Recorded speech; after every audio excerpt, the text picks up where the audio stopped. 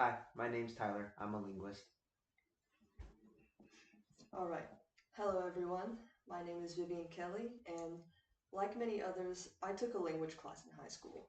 However, I absolutely hated it. Of course, I didn't hate the language, I hated how it was taught. I'm now a linguist in the Air Force with years of experience and top language scores, and in this speech, I'll be persuading you that the average adult can become functionally fluent with just a few effective methods. Before I begin, however, I want to lay a bit of a foundation and explain exactly how language proficiency is measured. One way to measure proficiency is through taking the DLPT and/or OPI. According to an article by Vanilla et al., the DLPT, or Defense Language Proficiency Test, is described as a computer-administered multiple-choice test used to assess one's listening and reading capabilities, whereas the OPI is described as an in-person or over-the-phone interview used to assess one's functional speaking ability. Both of these tests use what's called the ILR scale, or the Interagency Language Roundtable, which scores can range from all the way from a level 0 up to a level 3. Based on the ILR's website, a level 0 essentially means that you can't understand the language in almost any capacity. However, earning a level 3 generally means that you have a broad range of vocabulary, you understand cultural references, you're able to draw inferences, and you can understand the main idea and minor details. But here's the key. Reaching a level 3 isn't about talent. It's about using methods that actually work, and I'm going to show you how to get there.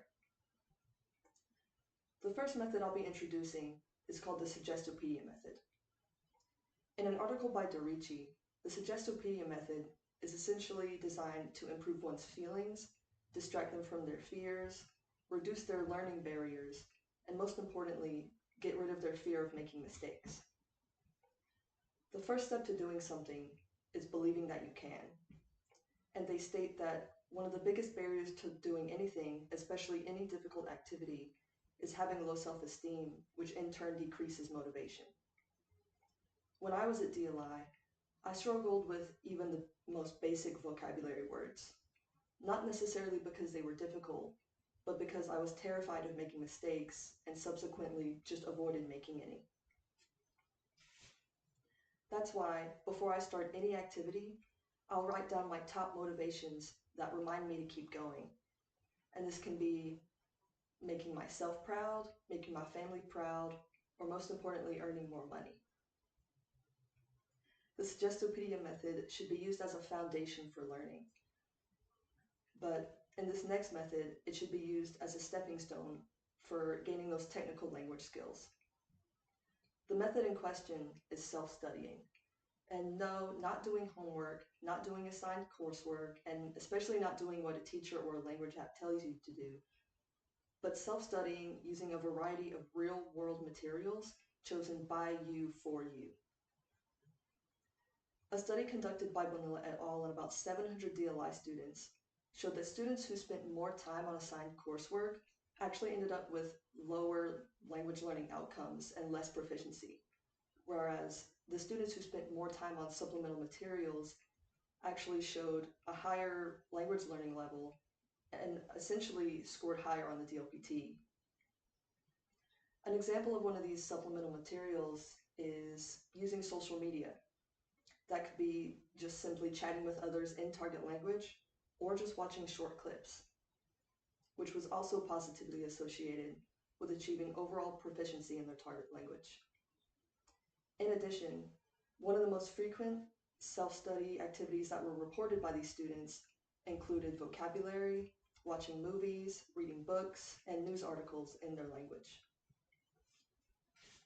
I can personally confirm, along with my many classmates, that when I use supplemental materials and language materials and things that I was actually interested in, I had not only more motivation to study, but I scored higher on my language tests and eventually scored higher on the DLPT. Using these supplemental materials actually ties into my next method, which is learning through literature. In an article by Altoon, incorporating literature in language learning He states, can deepen cultural understanding, foster critical thinking, and improve overall comprehension, and not only the reading aspect, but the language as a whole.